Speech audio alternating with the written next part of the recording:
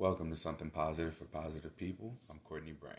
Something Positive for Positive People is a 501c3 nonprofit raising money to provide people who are struggling with STI stigma therapy.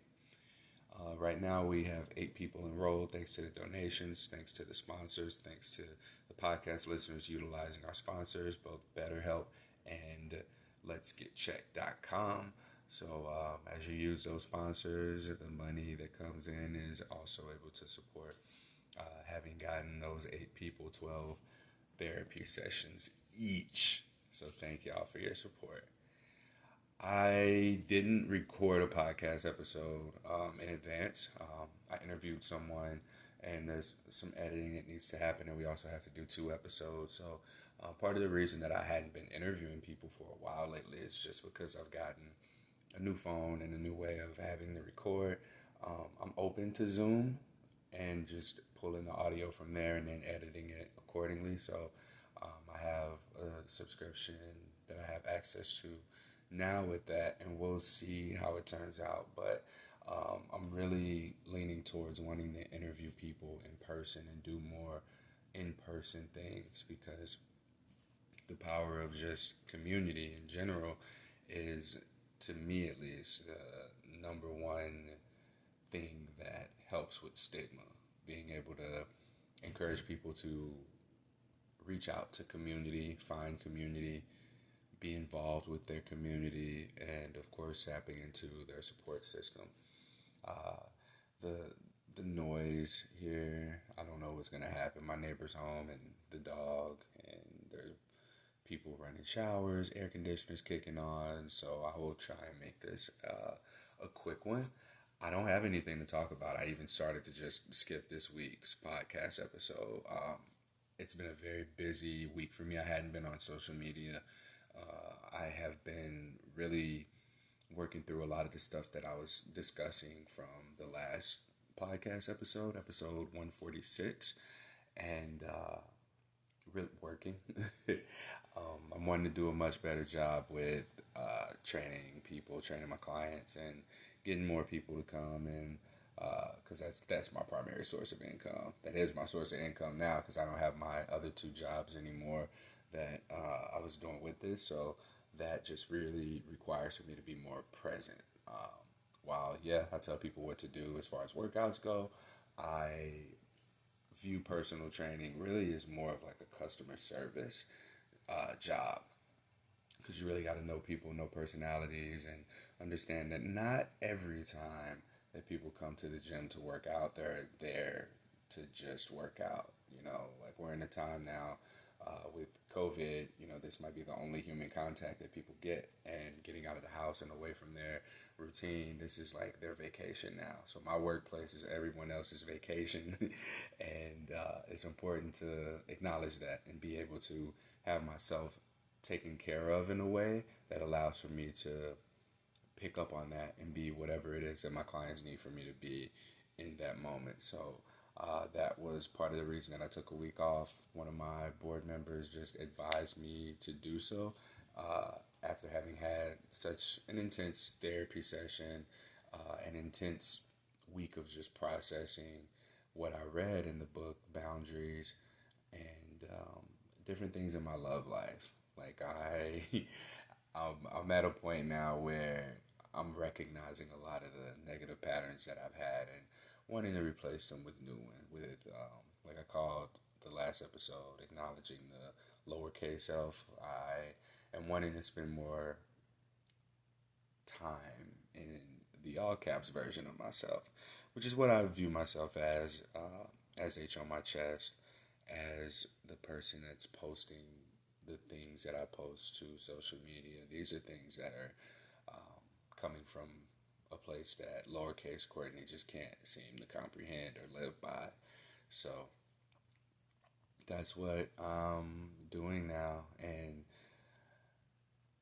what's really the challenge is being yourself. People so casually just say, be yourself. That is not an easy thing to do. It's not.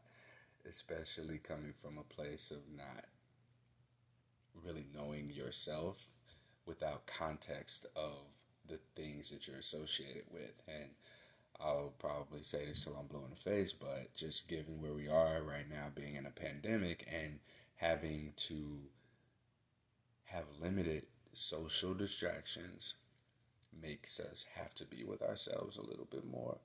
And for me, I can't think the last time that I was by myself. I lived in Houston, Texas. I had my own place. It was in a great place. I had a good salary job, and I was able to do things. But I would just not want to be alone. I'd go to bars. I'd meet up with friends. I'd be social. And now that I don't have those kinds of distractions, really, I have to experience that same discomfort that I had when I was at home in Houston alone. Only I don't have the option of going down the street to the bar and drinking and meeting new people. Or I'm gonna say this in a way that's gonna sound like I've done it all the time, but it wasn't all the time. Like go and hook up with somebody that I meet at the bar, because that's only happened. It's happened enough time to say that it happened. But yeah, that's those kinds of things just aren't appealing to me anymore. And I'm really seeing the value of what it means to be myself, because I have such limited context and things to associate myself with. Like, I'm not a football player anymore. I'm not an employee at a particular company where that was my identity, where that became my identity. As far as working out goes, yeah, people view me as a personal trainer. I'm in my yoga teacher training. That's another thing. I didn't realize just how busy I was until I had that week off of social media. And I realized just like how much stuff there was to do. I look up and it's like, wow, we got 8 people in therapy. There's a whole process there. I get up, I have a pretty set routine as far as personal training goes.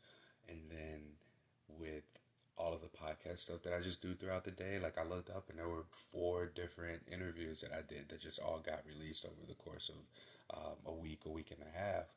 And I was just like, damn, this is actually a lot. So that break that I took was, in fact, good timing. And I was also nominated for Sexual Health Awards 2020. Yeah, the category being Grassroots Organization of the Year, which is awesome because I'm hoping that with this recognition that something positive for positive people is getting, that it's going to bring about more opportunities for additional interviews, potential speaking engagements, for somebody to hear my cry out for an RV or a soundproof van so that I can travel around the country and interview people in person and get in front of these sex positive organizations that provide services to people in a queer friendly, identity reaffirming, non-judgmental, sex positive way. And for it to also be accessible and affordable, Not everyone is able to, I don't have health insurance. I haven't had health insurance in damn near 4 years, especially because when I got it after I became self-employed, it was like $400 a month. And the one time I needed it, I ended up having to pay $400 for the services I was using and a copay because my insurance didn't cover preventative treatment. So, from that experience, being able to go into St. Louis Effort for AIDS and tell them, yeah, I don't have insurance, and for them to still test me for HIV, syphilis, chlamydia, gonorrhea, that was nice. Like I got tested, and they gave me a bunch of condoms, a lot of condoms, and a good conversation in relation to my sexual health. So that was a pleasant experience, and I want to be able to pass that along to others. Like I mentioned, I didn't have anything really to talk about on this podcast episode, so this was a really good time for me to go ahead and bring up a couple of the stories that got missed from the Indianapolis event. And There's another one for Halloween coming up, and this one's going to be in Ohio. And I'm not going to be able to make it. I'll double check the dates. I put everything in my calendar now. And since getting this new phone, I've had to put things back into my calendar. And I realized that that was the same weekend as my best friend's wedding, and I'm not missing the wedding. So, yeah, anyone who is going to that, I apologize. I'm not going to be able to get there, but it's going to be a wonderful time for y'all. It's the weekend before Halloween, and if you're curious about that, just DM me, message me, and I'll see where you're located and vet you on being a part of the group if you're interested. But I know that thing was maxed out, and I'm just going to be one less person who, I'm going to be one person not in attendance. But going back to that something negative for positive people episode that I did, which was a live one. It was in Indiana. And what we had was people just write down their worst experience with HSV that they've had. And we didn't make it through all of them. So I held on to a couple. I've got two here, and these are really long. So I'm going to go ahead and just kind of talk through these and give my feedback, because I think this is a great alternative right now until I iron out the interviewing process, because that in itself is a lot of time as well.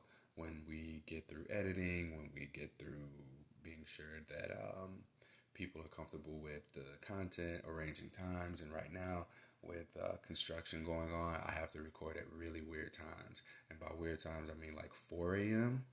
or like 9 p.m. after 9 p.m. And that's not gonna work, because that's my bedtime. And at 4 a.m., like, I'm already getting up a little bit early in order to do this. So here we go. Someone wrote in, picture this. First date with a male nurse. Let's call him that. Great conversation, respect. I had worked with him for 2 years. He regularly would flirt and ask me out. I always came up with an excuse to not commit to a date, but eventually I decided I was ready. While talking and laughing at the restaurant, he asked what was the worst first date I had been on.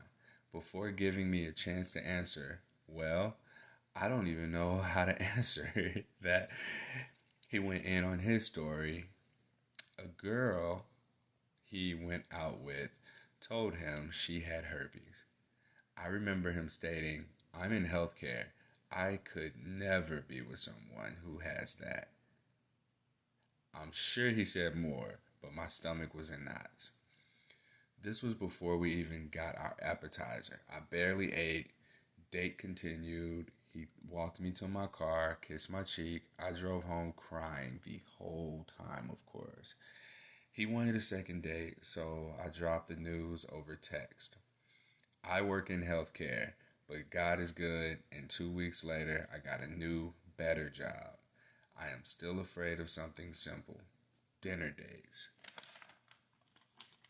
I wish we would have read this one out loud at the event, because I'm sure that there was a lot of feedback that others would have been able to give here.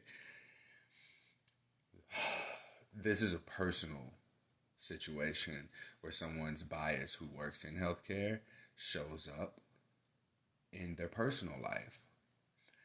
As a healthcare professional, that doesn't just default you to having knowledge about sexual health or how this ties into mental health. You're a healthcare provider, healthcare worker, male nurse, right? If I remember correctly, I believe there's just a very small amount of what you learn in nursing school is dedicated to sexual health. And I'm not even aware that stigma comes up or the connection between sexual health and mental health comes up at all. But this is why we need to advocate for sex positive healthcare. Those organizations that, a social worker is the one providing you with your testing. These spaces do more for STI prevention, in my experience, than the public health space. And I mean, I'm I got to stand on that. I've talked to some great people who are aware of my work, who have the one-on-one conversations with me, who care about their work, who care about advocating for people who are living with STIs, who are advocating for better sex education. But at the end of the day, like I said, the best sexual health related treatment that I got was from someone who wasn't in healthcare, as a social worker.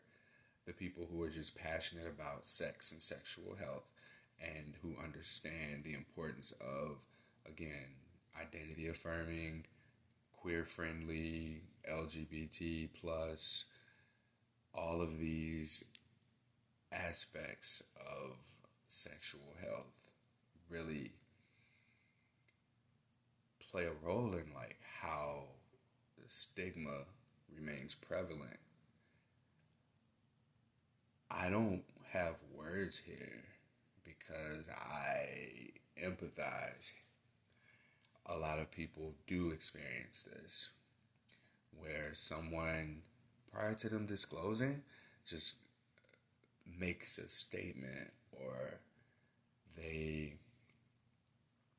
make a gesture or imply that it's not a good idea for you to disclose to them. And I'm sorry that I don't know who wrote this, but like the end of this here, I'm still afraid of something simple: dinner dates. Let that sink in.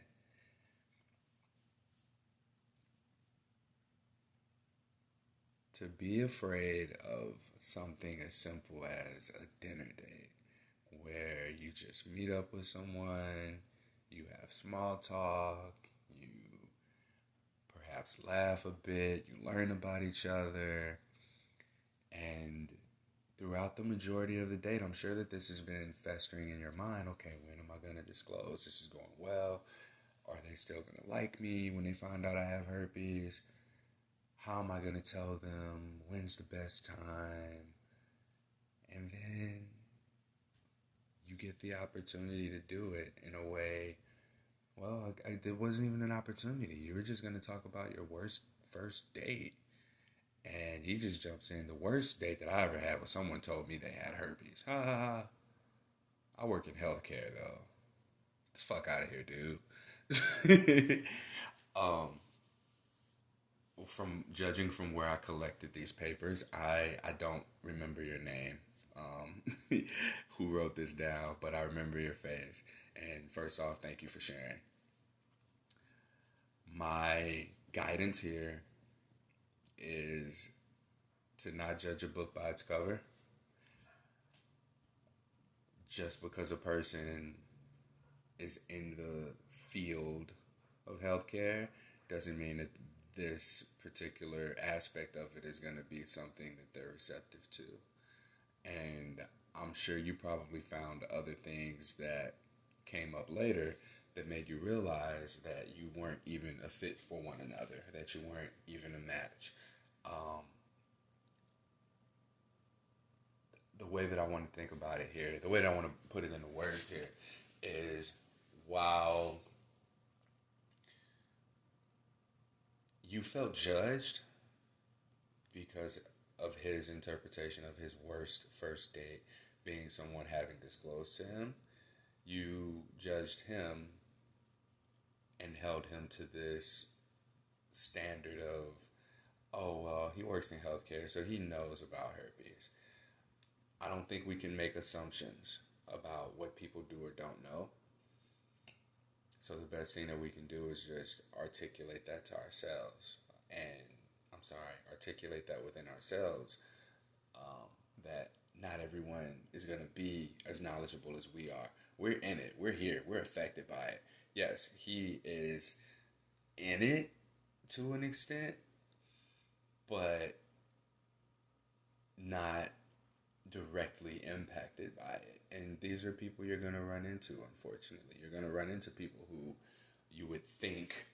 I would think that they knew better. I would think that they'd be more understanding. People just aren't. People are people. And that's what we got to understand. We got to understand that people are people. and they're not perfect. They're flawed. None of us are, and this this person, it's just so frustrating because this unfortunately is common.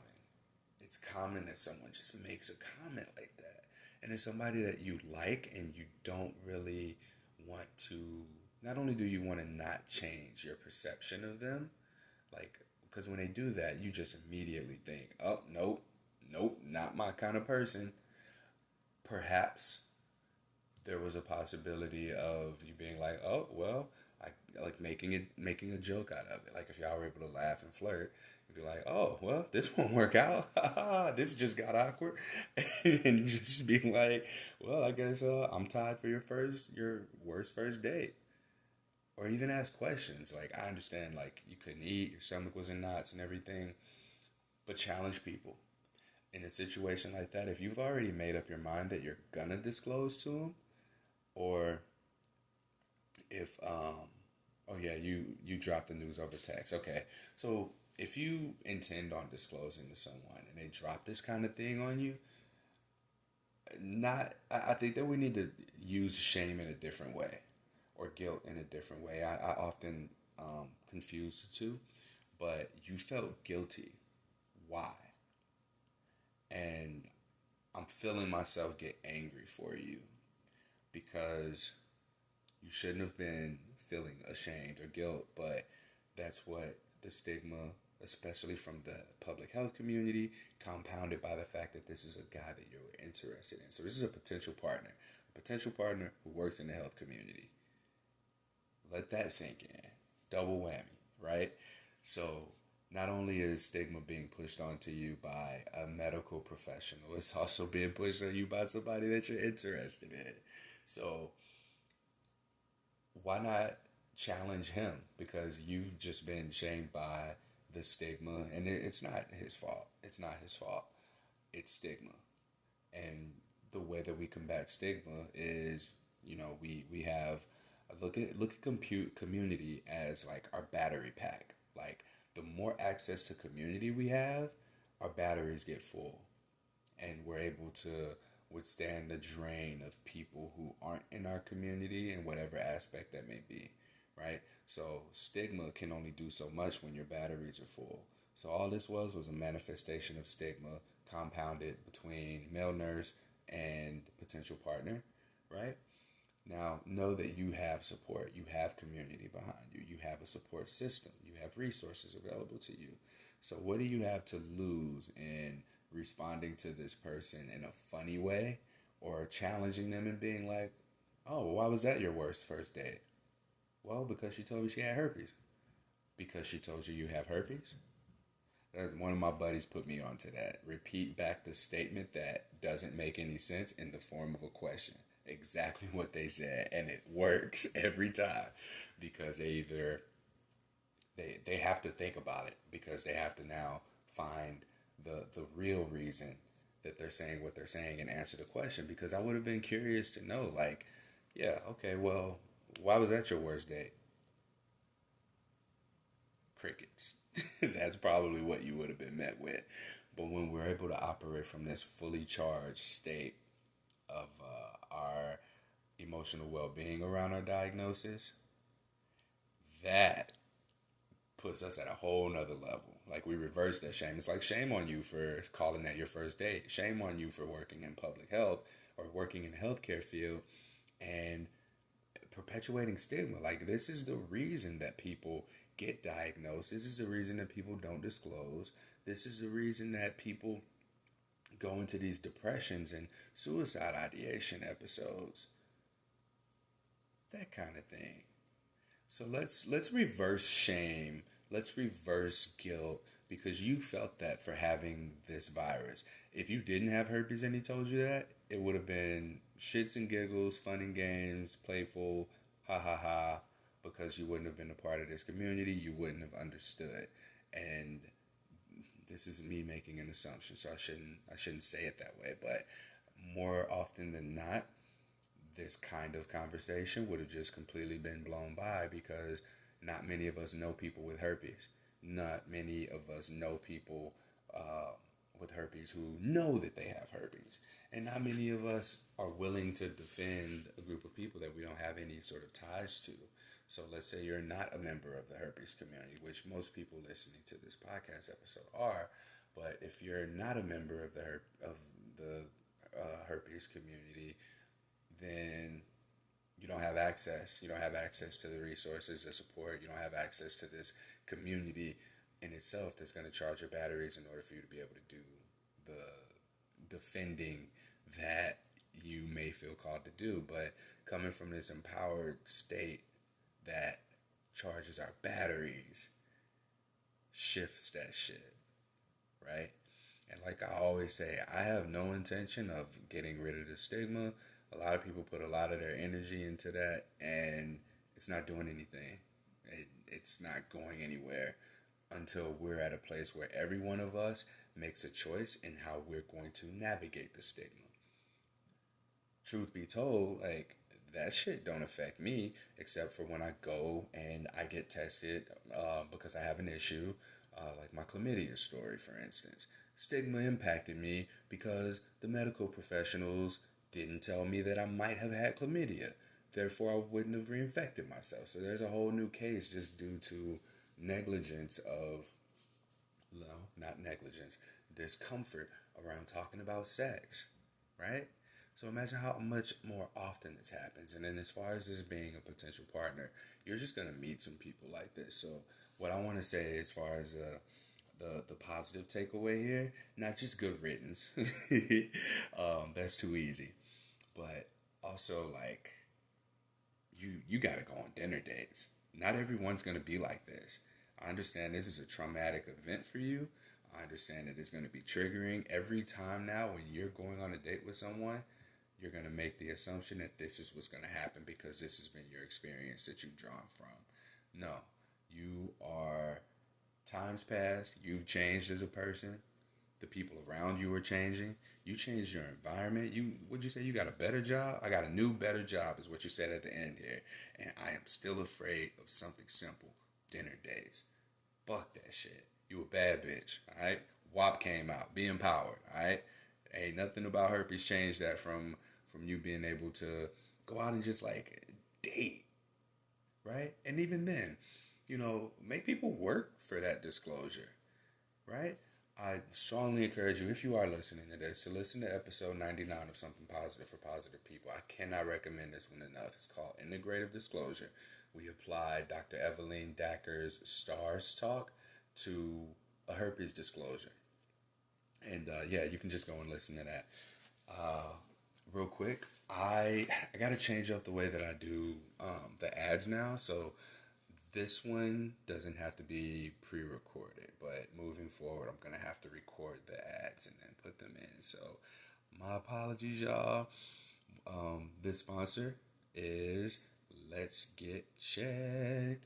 All right, so if you visit www.trylgc.com/SPFPP, select whatever, well, there's different tests, but obviously we're talking about STI. So STI testing kit, which I am due for another one, so I'll need to hop on and order myself another one to get tested, because it's been a little bit over 3 months now since my last STI screening. Now I've gotten tested for chlamydia and gonorrhea, obviously, and had to get treated for chlamydia.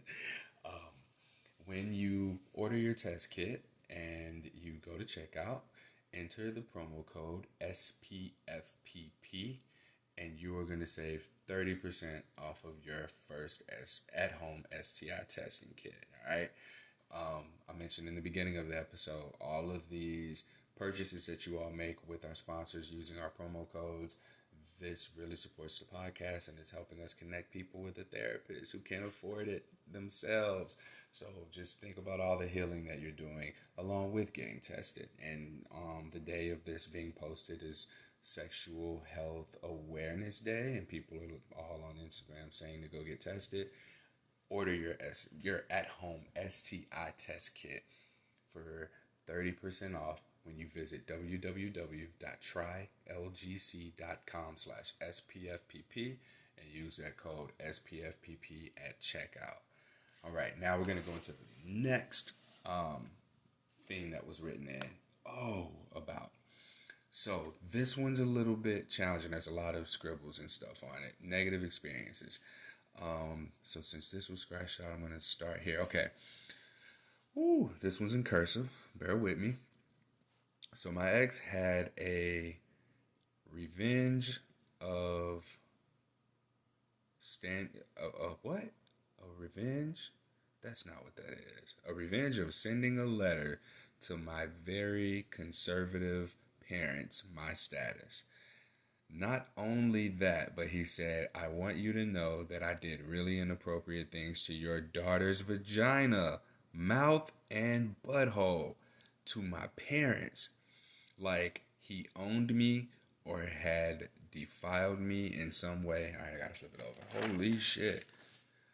So, not only did I get outed to my parents before I was really ready to tell them, I felt he made me want to suppress my sexuality because it now made me feel dirty, used, and disposed of. Like he had me feel like I was no better than some trash he used and threw away. I I buried my sexuality for a long time. Dated guys who avoided sex because I didn't want to feel that way again. He was a lot of, this is a big word, armpitted, he has a lot of complicated feelings, and I didn't want to address it at all. It was a lot. It was a lot of complicated feelings. That looked like and I didn't want to address it at all. I don't mind talking about it. I am not great at expressing myself in writing. Oh, okay. All right. So that's that.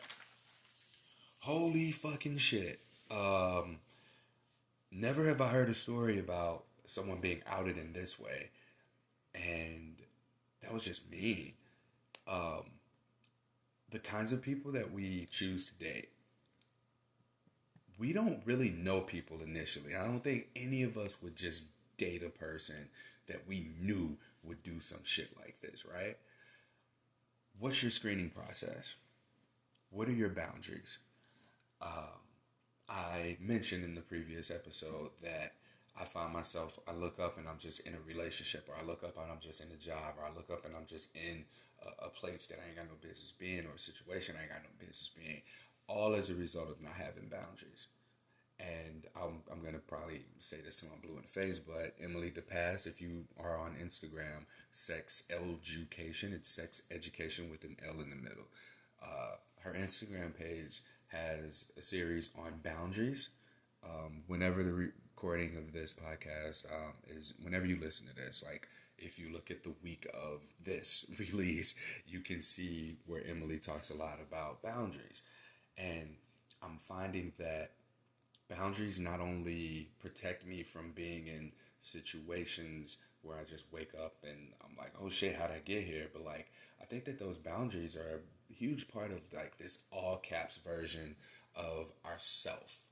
And I use self like, because I don't think selves is the right word. There is definitely a more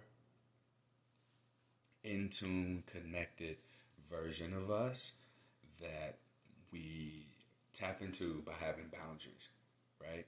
And the way that I see it, the way that I'm visualizing is like an armor, covering up our energy to where we're mindful of where our exchanges are going and what's happening with our energy exchanges with people. And this just doesn't sound like a good person that was there. It's not a good person. That's not something you do. A whole letter being written to your family about the things I did to your daughter's vagina and butthole and mouth. Come on. I can't say that there's really like a positive thing that we can pull from this situation. The way that I read it, there's more to the story, but the way that this reads to me, it's like we gotta pick people better. And perhaps like patience is a virtue here, because when you give someone the time to really show them who they are, and you can feel that you can connect with these people. And that's why like it's important for us to really tap into our all caps self or caps lock selves. I like calling myself caps lock Courtney now, because in therapy we're working through that piece of myself that was created to protect me, and it in turn, in protecting me, also self sabotages me, right? So this all caps version of myself is the one that can acknowledge that and make a different decision. Sometimes we need to do that for ourselves, create our alter ego to combat the persona of perhaps patterns and behaviors that we don't agree with or that we don't want to continue to do. So at the end here, what I read was I ended up, oh, hold on. I buried my sexuality for a long time, dated guys who avoided sex because I didn't want to feel that way again. So now this is a situation where I've been working in therapy on identifying this, and we call it just like a robot, which is kind of an autopilot response to protect me, and in turn self-sabotages me. So what I know about my lowercase self and connecting with this lowercase self that is protecting you from this happening again, for the beauty in this is that you can recognize that the fact that you were able to just even put that in writing following this negative experience. If you're aware that you do this thing, then you can be aware that you want to do something different. And this is where caps lock, insert your name here, emerges. And now you recognize that, okay, well, this person had these behaviors, these patterns, these things happened that were red flags. So now you can be aware of like how, even if you're not aware of how this person's behaving in comparison to how the previous person behaved, you can look inside yourself and ask, how am I feeling? How's my body feeling? Why do I have the same feeling that I had from this person who outed me to my parents and talked about how disrespectful they were to my body, consensually, I'm assuming. But yeah, like, if you try to get fucked in your ass, if you try to get face fucked and do the gluck gluck thing and have spit running all down your face and tears running down your eyes, and you got the waterworks going, or you want to be DP, whatever the fuck you want to do with your sexuality, do that shit. You want to play with your vibrator while you have sex, if you want to, have a gangbang, glory holes, whatever. It don't matter what the fuck you did. You consented to it. It felt good. It was a pleasurable experience. You enjoyed yourself. But this shit, the outing there of people like telling your parents, like, what the fuck kind of immature shit is that? I'm gonna have to mark this podcast episode explicit just because I said that. Damn. But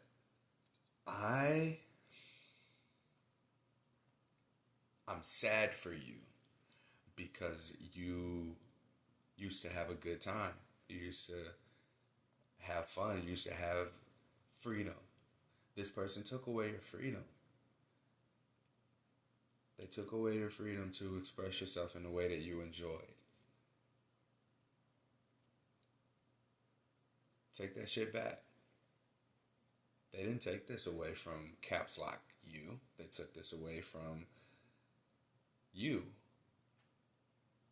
And in order to protect yourself, you put lowercase u in the place of you so that you could deal with it. And I imagine that your relationships moving forward continue to look like you can't express yourself sexually. You can't be you sexually. You can't do those things that you enjoyed. That's not you talking. That's not caps lock self. That's lowercase self. Caps lock self can handle it. Caps lock self is gonna be alright. Caps lock self is gonna, again, do all of the things and be able to recognize if that feeling comes up from that you received from this guy that outed you and was disrespectful about it and shouldn't have told your parents. Like, what? Make a social media post. That's what we do. That's what people do in 2019, 2020 now. He went as far as to write a letter to your parents? What? What? Takeaway here. Acknowledge the feelings that you have. Acknowledge the feeling. Not, you can also look at a person's behavior, but look at you first. So if you have those gut feelings that you had when this person outed you, or you felt the similar sensations of not feeling safe, not feeling like you can trust that person, call it out or get away. Call it out or get out. It's one of the two. Right? I wish that we were able to continue this conversation and talk more about it, because I feel like there is more there. I know who wrote this one, and we've talked about patterns in her other relationships, and they seem to be just completely repressed. Like, I am sad that you no longer have your freedom. I am sad that you are unable to express your freedom. And I hope that if you listen to this, that something said resonates with you and allows for you to be able to just protect yourself in a different way. But we can't keep living in these cages that we create for ourselves after a traumatic event occurs. Because in that cage, the healing takes place outside the cage. And it's our cage. We got the key. We're comfortable there. We're comfortable staying in our cages. We don't want to be free. We don't want to go out there and run the risk of not being in our cage, because we know we got everything that we need in our cage, but what we want is outside of it. So we got the key. Get the fuck out. Let's get the fuck out of here. Let's get out of these cages we in, y'all. Because I'm in this bitch too. Like, I'm at a place in life now where I'm exploring the luxury of healing. COVID has taken a lot away from people. It's taken a lot away from people I'll never meet, people I don't know exist, friends of friends, family. But the gift here, and I have to look at it this way, is that I've now had the luxury of being able to explore my own healing and do it in a way that I can put it on display. Ooh, that rhymed! But I'm able to do it in a way where I can put it on display and help other people find their way. Yeah, I did that one on purpose. This is powerful, y'all. This really is. And I guess I'll just go ahead and share. But I've had to do some things over this last week that were really challenging for me. 2 weeks, maybe 2 weeks. Setting a boundary with a really close friend that was really, really challenging. I have to stand tall in that shit. Set a boundary with a partner. Ending the kind of relationship that we had because it wasn't in line with my values. And so now that that's been transitioned, and now that my boundaries are being asserted, it gets easier, y'all. It does get easier. It's challenging, but you do in fact have to be mindful of your energy, be mindful of your space, because I was tired after acknowledging that I don't have boundaries.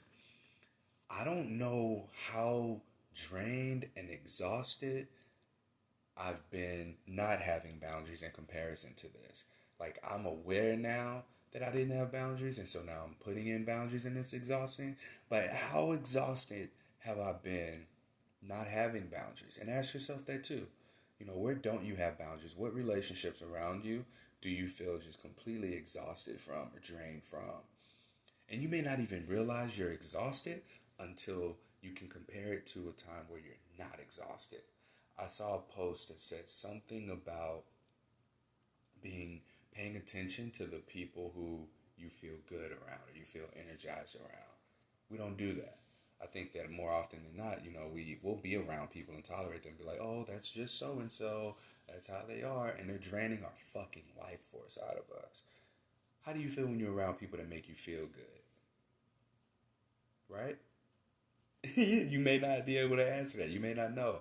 I know when I'm around people who make me feel good, I might not even need to like make my presence known or get their attention. It's just about being in their presence. You want to be around people who make you feel good.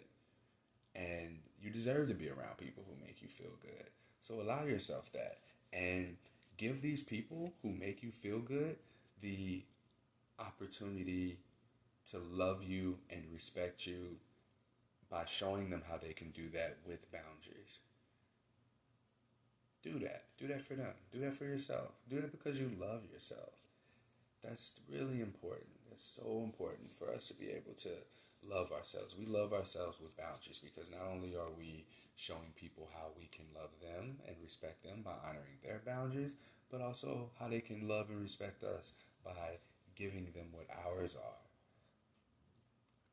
So yeah, just protect yourself. Like capitalize yourself. Caps lock yourself. Caps lock your name. Call even if you gotta create this persona. Call yourself caps lock so and so. Cause I'm gonna go into this next phase of my life as caps lock Courtney, and I gotta stay in that.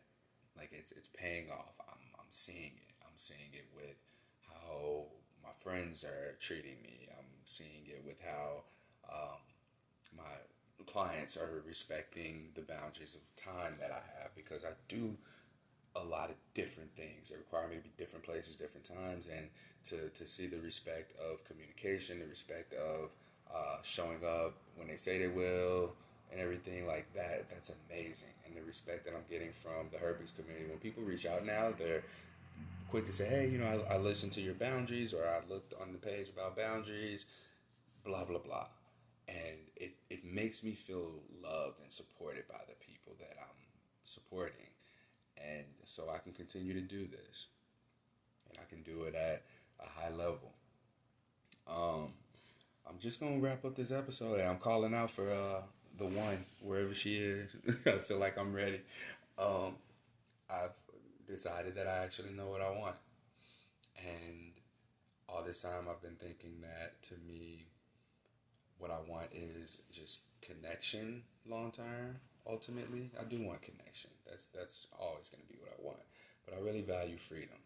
And I felt like for so long that what freedom looks like is me being able to essentially figure out what it is that I want through dating everybody that I can.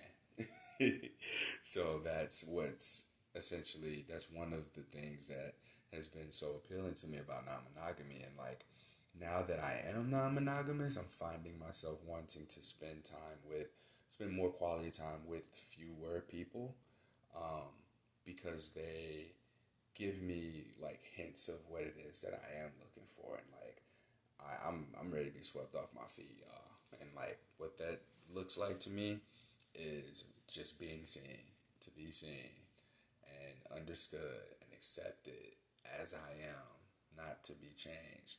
And I think that this is going to come in a way that I've never seen before. So these boundaries that are put in place, like, are allowing me to more so focus my energy and be able to serve from the highest place that I can, and also be able to bring in the people that are going to help me and support me in serving to the best of my ability, and also whoever it is that I'm supposed to do this shit with. So, putting it out there. Hey, message me. Y'all know Instagram, the #1 dating site for people with herpes. So, DM me. Let me know, girl, if you out there, wherever you at, or if you use them they pronouns. That's cool. I respect it. So, that concludes this episode of Something Positive for Positive People, along with my dating ad. So, yeah, I am not going to be utilizing Twitter for Something Positive for Positive People. Twitter is private now. I'll still be H on my chest, so if anyone does find me or anything like that, like, you can still access me, message me, or whatever you need to do But I'm most active on Instagram, Tumblr. Well, I'm not even active on Tumblr. Tumblr's just kind of where all the posts end up. And Reddit. I'm on Reddit often. I try to check in, make a post every so often so that the new waves of people that come in are able to find the resources of something positive for positive people. As mentioned earlier, we are paying for people to get therapy. So as of now, the only people that we can serve are in Missouri because that's where our therapist is. So once this trial period is over, we're going to get the data in and be able to replicate this in different states. Getting a network of therapists on board with supporting us and supporting the people who we send to them, and it's gonna be powerful. This is gonna be what people really need. A lot of the resources that we were looking for. You know what? It's been 50 minutes. I said this wasn't gonna be a long episode. I said I didn't have anything to say, and here I am saying all this shit. Thank you for listening, and I apologize for lying to y'all. I'm doing better about doing what I say I'm gonna do when I'm gonna do it, how I'm gonna do it. So I'm really working on this. Let me know what you think of these solo episodes, please, because I'm gonna have to do them for a while, just given the time frames that are available and technology, and um, it's just really hard to find quiet time like this to be able to record the episode and then upload it. So I hope you enjoyed this episode, and find your caps lock self. Use your caps lock self to find your lowercase self and identify when that lowercase self is showing up so that you can be aware and then just correct course. And then start to call yourself that. All caps Courtney has a nice ring to it. Or caps lock Courtney. Ooh, caps lock Courtney sounds good. But whatever sounds good for you and is fun to play with, live your life, enjoy yourself, and try and take the lessons out of the negative experiences that we face. Till next time, stay sex positive.